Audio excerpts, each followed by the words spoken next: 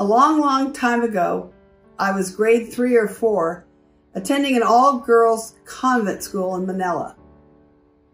And the teacher says to us, "Girls, eyes to the blackboard."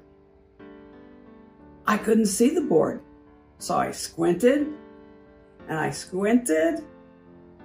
tried to see.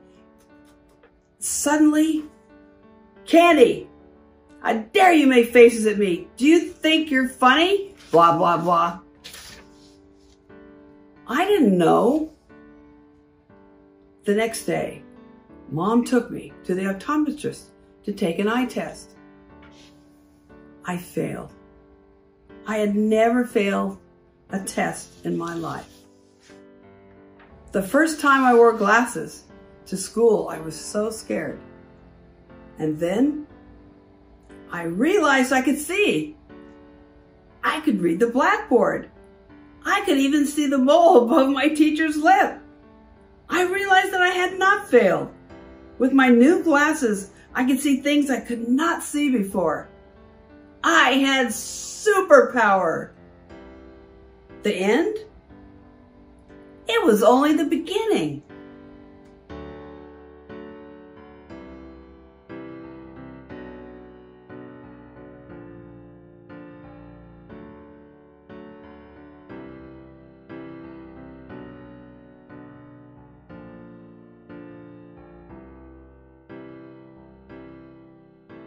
To this day, I can still remember putting on my first pair of glasses in the optician's office and stepping outside. I was 7 or 8 years old. What I saw stunned me so much that at first I just stood there, open-mouthed and speechless. When I recovered my senses, I clapped my hands and danced around shouting, "I can see, I can see." Then I would stop and silently gaze all around, trying to absorb it all.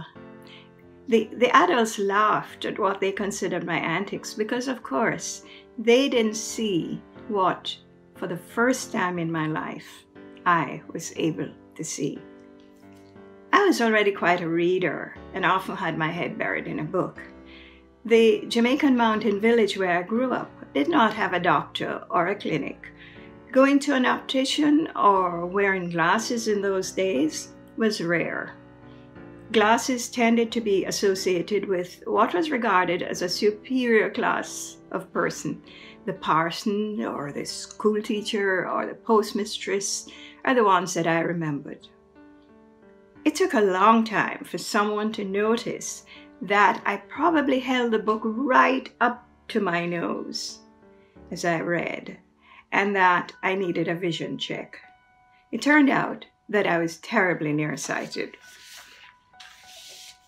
The day I stepped out of the optician's office with my new glasses was like entering a world where everything seemed more up close and personal, more alive, more colorful, more intense, more vivid.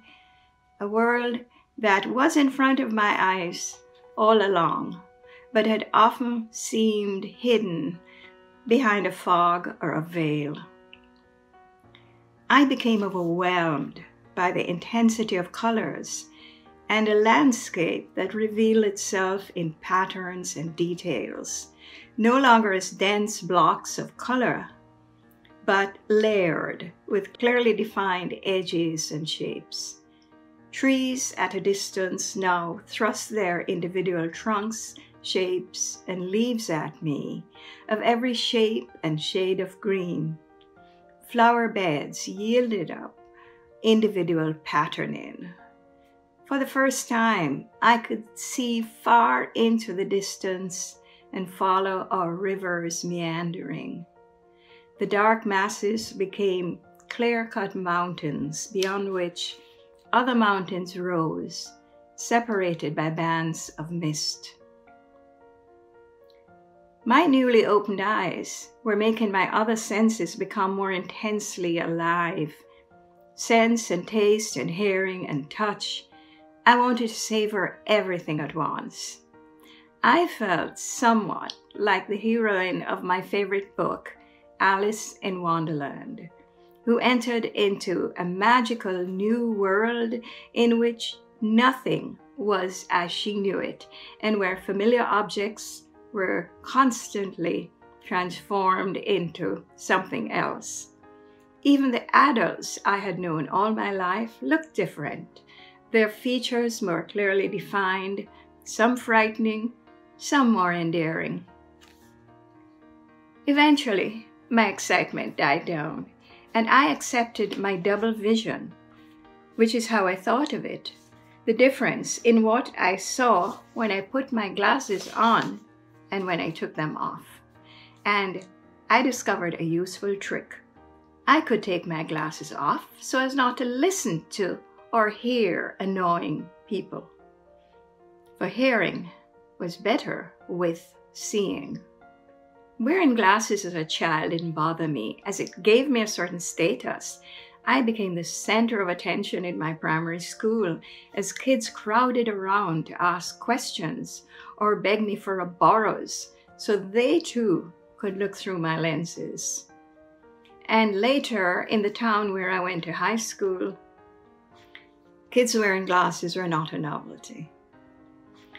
I became self-conscious about it when I was a teenager and consumed with vanity. Then I spent far more time fussing over the type of glasses frame that would be most flattering.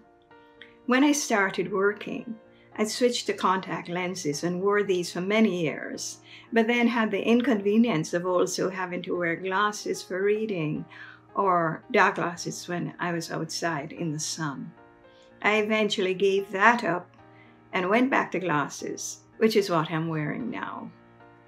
Modern lenses that can fully adjust to the requirements of distance, reading, or sun protection all at once, a far cry from the thick lenses of my childhood. I want to make it clear that my journey to seeing did not end with having my sight corrected or with wearing glasses. That is only where it began. And the lessons I learned are applicable to everyone, even you who might be fortunate enough to have excellent, uncorrected eyesight. I was to grow increasingly aware that there is a difference between merely looking and really seeing, between sight and vision, and that this applies to everything in life. Ways of seeing include learning to examine what lies beneath the surface, learning to read the world, so to speak. There's a religion called Rastafari that was started in Jamaica, and Bob Marley, whom I'm sure you've heard of, was a member. Rastas have invented a whole new way of using language to reflect their world, which is based on reasonings or trying to penetrate the surface of things. One of my favorite Rasta word usages is seen with a question mark. Seen, it is asking if you understood what was just said.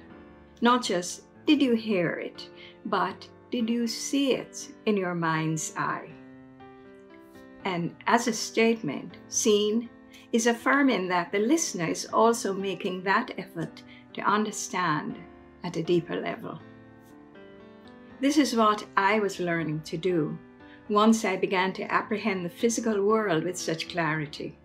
I found myself examining everything more closely, starting with the natural world. I was noting variety and patterns that I hadn't seen before. I was becoming much more aware of similarity and differences, and that everything had its own distinctiveness. The shape and color of a leaf, the way each bird species built its nest, the way rain fell in slanted patterns or straight down, the glisten of sunlight on river, the moss on the underside of rocks. I was learning too the difference between people, because I could observe more acutely their gestures and expressions, which were sometimes not in keeping with their actual words. Over time, My deepening ability to see beyond the surface enabled me to make sense of the world.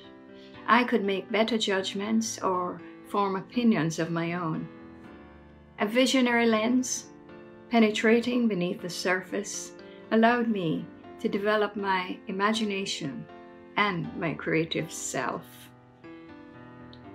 Language is full of sayings that relate to vision or sight that can guide us into a deeper appreciation of this most important of the five senses.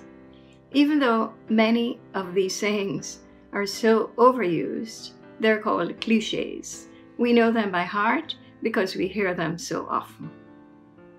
A treasured person is the apple of one's eye. In the blink of an eye involves something happening quickly. To see eye to eye is to think like another person, while to throw dust in the eye is to mislead or trick someone. Often, we make judgments based on what we see before testing the other senses, because seeing is believing. So, we'll find food more appealing if it looks good before we check out taste or smell. We admire people for their appearance before we get to know what they are really like. Perhaps upending some of these popular expressions might help us to see differently. Thinking that seeing is not believing might set you on a path of curiosity, of questioning, or wanting to examine the distinctive patterns, differences, and similarities of our beautiful world. To your surprise, you might find out there's more to it than meets the eye.